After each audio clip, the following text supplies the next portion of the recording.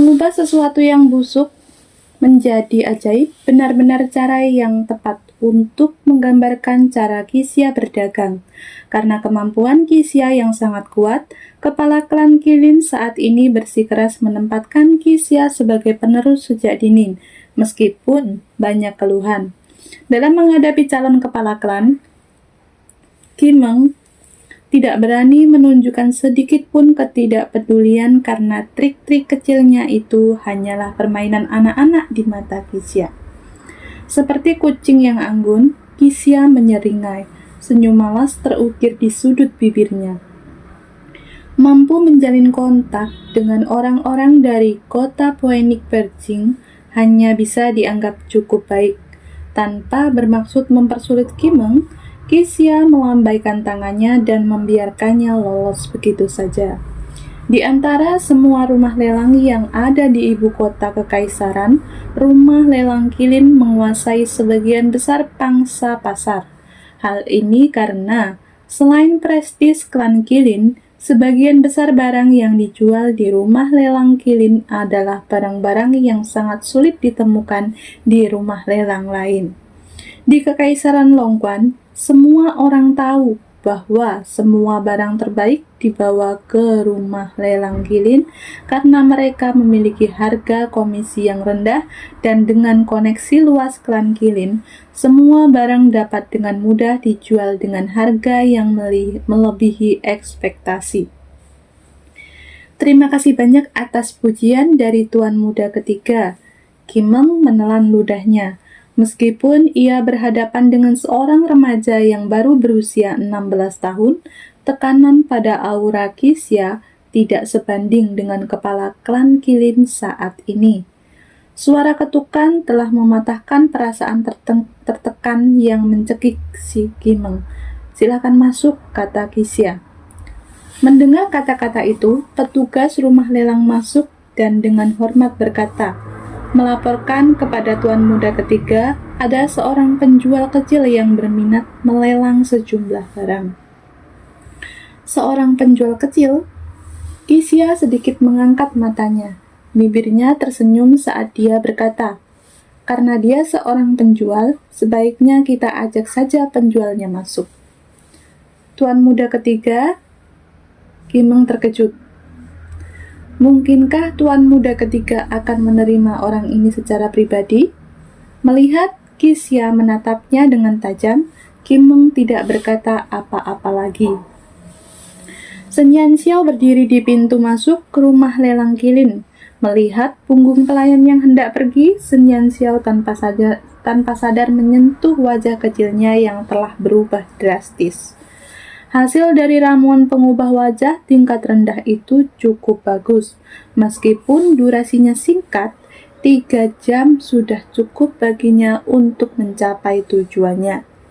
Jika lebih dari 3 jam, dia tidak tahu bagaimana caranya kembali ke klan burung vermilion dengan wajah seperti itu. Penampilan wajah Sun Yanxiao saat ini sedikit lebih baik dibandingkan penampilannya yang polos sebelumnya. Kulitnya sedikit lebih cerah dan fitur wajahnya sedikit lebih besar. Meskipun wajahnya masih belum bisa dianggap menarik, setidaknya ia memiliki penampilan yang halus dan bersih. Kemudian dengan pakaian pria yang telah ia kenakan dengan teliti, ia tampak seperti orang biasa. Untuk lebih mengecoh orang lain, Sun Yanxiao mengenakan bantalan penambah tinggi di sepatu boot kecilnya. Sebuah penemuan yang diciptakan di zaman modern yang kini berguna untuk situasinya. Saat ini, bukan hanya penampilan dan jenis kelaminnya yang berubah, bahkan tinggi badannya pun ikut berubah. Diperkirakan bahwa bahkan jika Sun Xiu yang paling dekat dengannya lewat di sampingnya, dia pun tidak akan bisa menyadari keberadaannya. Setelah beberapa saat, petugas yang sebelumnya datang untuk memberitahukan kehadirannya kembali dan mengundangnya masuk ke aula belakang rumah lelang untuk membahas hal-hal spesifik. Sun Yanxiao mengikuti pelayan itu saat mereka masuk lebih dalam ke aula belakang. Sepanjang jalan, matanya terus mengamati para pelayan yang bolak-balik mengantarkan barang-barang lelang ke aula depan. Hanya bisa melihat dan tidak bisa menyentuh. Hal ini membuat penyakit akibat kerja Sen Yanxiao kambuh, menyebabkan tangannya gatal. Setelah akhirnya tiba di pintu depan aula belakang, pelayan mengetuk pintu ruangan. Baru setelah mendengar suara samar, pelayan membuka pintu dan memberi isyarat agar Sen Yanxiao masuk. Begitu melangkah ke aula belakang, Sen Yanxiao langsung melihat seorang pemuda tampan yang duduk di kursi berlapis kulit harimau. Ia tampak persis seperti kucing yang bermalas-malasan berbaring di balkon, berjemur di bawah sinar matahari sore. Sepasang matanya yang menyeringai secerah bintang, namun sudut mulutnya tidak menunjukkan sedikit pun senyum saat ia dengan malas menopang dagunya dengan satu tangan. Melihat Sen Yanxiao, Qixia terdiam sejenak. Akhirnya mengerti mengapa pelayan itu mengatakan bahwa orang ini adalah pedagang kecil. Di balik pakaian sederhana itu terdapat tubuh yang kurus dan lemah. Di wajah yang lembut itu terdapat sepasang mata yang murni dan polos, seolah belum ternoda oleh dunia.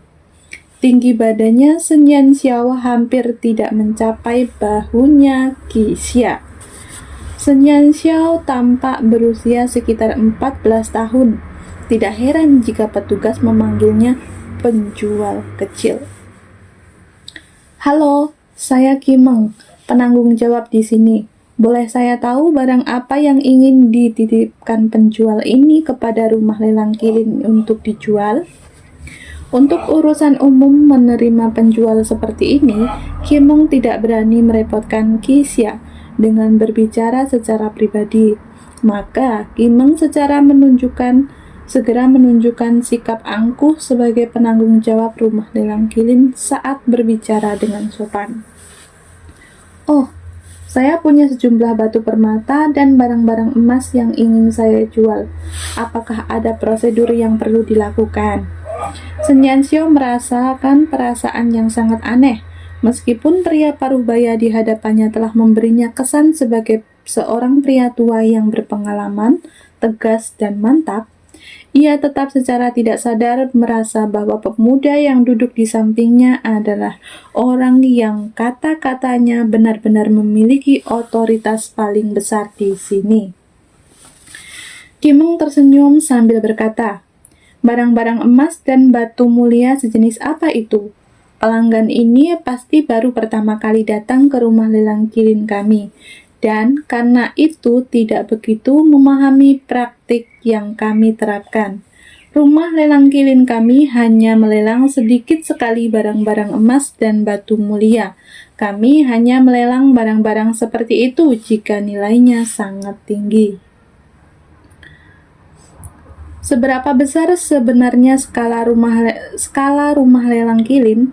Bahkan, jika rumah lelang tersebut berkembang 10 kali lipat, barang-barang kecil ini masih sangat tidak mencukupi kebutuhan mereka.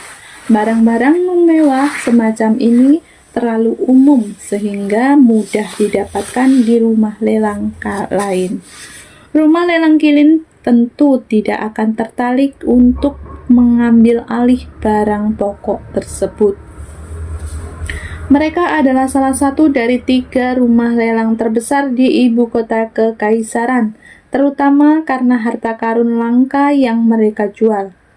Sen Yanxiao sedikit linglung. Dia benar-benar tidak mengetahui praktik-praktik rumah lelang kilin. Dengan pandangan jauhnya, barang-barang yang telah ia saring, baik dari segi kerajinan maupun kualitas, semuanya cukup bagus.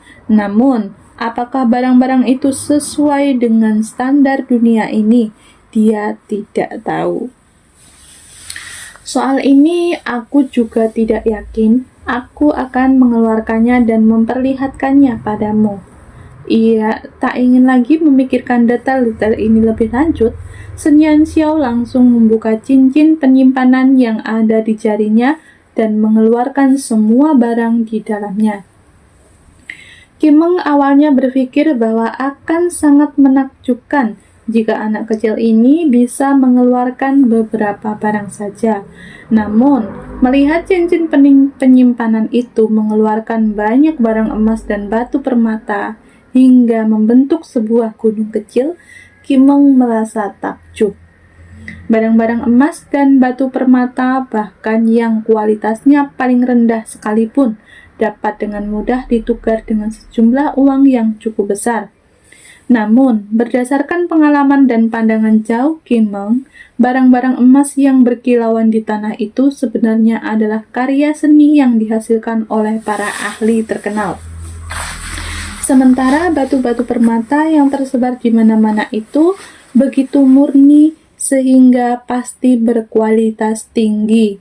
Sejumlah besar barang mewah seperti ini secara tak terduga diambil dari seorang anak muda yang tampak biasa saja. Hal itu benar-benar membuat orang-orang agak terkejut. Kimeng memandang pakaian sederhana Sun Yanxiao dan merasa gugup dalam hati. Meskipun setiap barang mewah itu memang bisa laku dengan harga tinggi, satu barang pun tetap tidak berarti di hadapan rumah lelang kilin. Namun, tumpukan barang-barang itu adalah topik yang berbeda. Sebelum dia, setidaknya ada ratusan barang mewah yang bisa dijual dengan harga tinggi. Dari mana sebenarnya anak kecil ini mendapatkan semua barang itu? Kimeng diam-diam curiga tetapi tidak mengungkapkannya. Rumah lelang kilin tidak akan pernah mempertanyakan asal-usul barang-barang yang dipercaya kepada mereka. Lagi pula, ini bukan pertama kalinya dia melihat penjual berpakaian sederhana memiliki banyak harta karun mahal. Penampilan sederhana mereka hanyalah untuk menipu orang lain. Hanya itu yang saya punya. Silakan lihat apakah barang-barang ini cocok atau tidak. Sun Yanxiao belum memahami standar dunia ini. Begitu pula kriteria rumah lelang kilin. Karena itu, dia hanya bisa menunggu dengan sabar sampai Kimeng menilai barang-barang tersebut. Jika rumah lelang kilin menolak barang-barang ini, dia hanya bisa mengirimkannya sedikit demi sedikit ke rumah lelang lain. Lagi pula, dia harus sangat berhati-hati agar tidak menarik perhatian klan burung vermilion. Dengan demikian, untuk menghindari masalah lebih lanjut di masa depan, dia hanya bisa mengumpulkan uang secara perlahan. Kimeng mengangguk sebelum memerintahkan beberapa ahli penilai barang emas dan ahli penilai batu mulia untuk masuk ke ruangan dan menilai barang-barang yang berserakan di lantai. Seperti yang diharapkan, setiap satu pun perhiasan emas dan batu mulia itu memiliki kualitas terbaik. Berdasarkan pengalaman Kimeng, ia hanya pernah melihat kualitas serupa di dalam rumah tangga utama klan Kilin. Hanya saja, batu-batu ini benar-benar berharga. Hanya saja, beberapa batu berharga ini sudah menunjukkan tanda-tanda aus dan terlihat seperti bagian dari suatu produk, kata seorang ahli penilai batu berharga sambil memegang beberapa keping batu berharga seukuran ibu jari. Melihat batu-batu berharga di tangan ahli penilai batu berharga itu, Sun Yanxiao diam-diam teringat kembali saat ia harus mencabut batu-batu itu dari kotak perhiasan Senjing. Jadi, bisakah barang-barang ini dilelang di sini? Lebih baik mengesampingkan detail-detail yang tidak penting itu dan lebih fokus pada apakah rumah lelang kilin bersedia mengambil alih barang-barang tersebut atau tidak. Sebagai orang yang bertanggung jawab atas rumah lelang kilin, Kimeng tentu saja dapat memperkirakan nilai barang-barang dalam kelompok ini dengan akurat. Jika dia hanya berpedoman pada kriteria rumah lelang kilin, maka barang-barang ini hampir tidak cukup untuk menarik minat mereka. Namun, dia harus memperhatikan kekuatan yang dimiliki pemuda kecil ini. Mampu membawa keluar barang-barang mewah sebanyak itu sekaligus, jelas bukan sesuatu yang bisa dilakukan oleh orang biasa. Setelah mempertimbangkan pro dan kontra, Kimeng tersenyum dan berkata, "Ya, barang-barang ini bisa dilelang di sini. Jika penjual ini punya waktu sekarang, kita bisa langsung menandatangani perjanjiannya. Kemudian, kita akan mengatur pelelangan sesegera mungkin." "Baiklah," Sun Yanxiao mengangguk. Harus diakui bahwa rumah lelang kilin menjalankan tugasnya dengan efisien. Tidak butuh waktu lama ketika Kimeng dan Sun Yanxiao menandatangani perjanjian tersebut.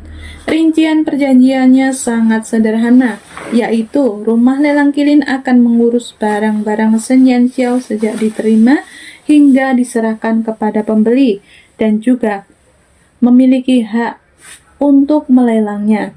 Rumah lelang kilin kemudian berhak atas 10% dari keuntungan, sedangkan sisanya diberikan kepada Sun Yanxiao.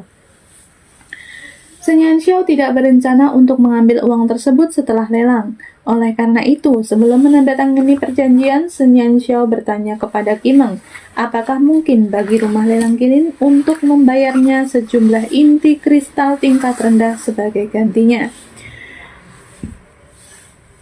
Dan dia kemudian akan membayarnya dengan dana yang akan dia peroleh dari penjualan barang-barangnya. Apakah Anda yakin ingin menukarkan uang itu dengan inti kristal? Menurut penilaian kami saat ini, jika kami menggunakan seluruh keuntungan Anda dari lelang untuk ditukarkan dengan inti kristal tingkat rendah, Anda mungkin akan memiliki lebih dari 1000 buah. Kimeng mau tak mau mengingatkan penjual kecil ini bahwa menggunakan seluruh keuntungannya untuk ditukar dengan inti kristal tingkat rendah akan menghasilkan jumlah yang sangat banyak. Sudah menjadi pengetahuan umum bahwa inti kristal ini tidak banyak digunakan dan karenanya jarang ada yang membelinya dalam jumlah besar.